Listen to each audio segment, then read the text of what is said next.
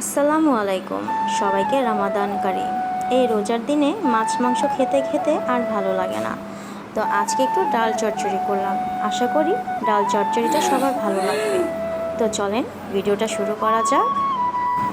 প্রথমে আমি প্যানটা গরম করে তেল দিয়ে দিলাম, এরপর দিলাম পেঁয়াজ কুচি, রসুন কুচি। এটাতে রসুন কুচিটা একটু বেশি দিতে হয়।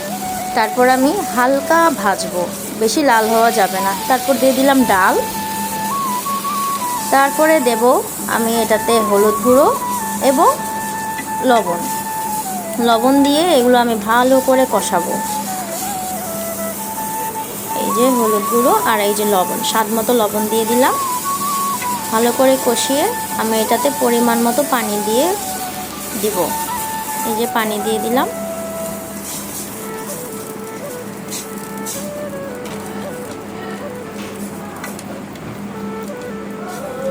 ভালো করে নেড়ে তারপর আমি ঢাকনা দিয়ে ঢেকে দেব এবং চুলার আঁচটা একদম মিডিয়াম করে দিতে হবে। ঢেকে দিলাম এবং এই যে ঢাকনা খুললাম, আবার নেড়ে দেব।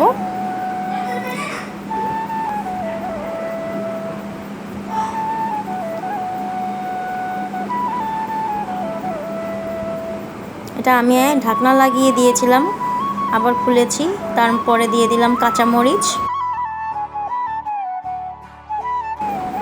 তারপরে আমি এটাকে আবার নাড়া দেব। বেশি নাড়া যাবে না, তাহলে ডালটা একদম পুরো লিকুইড হয়ে যাবে।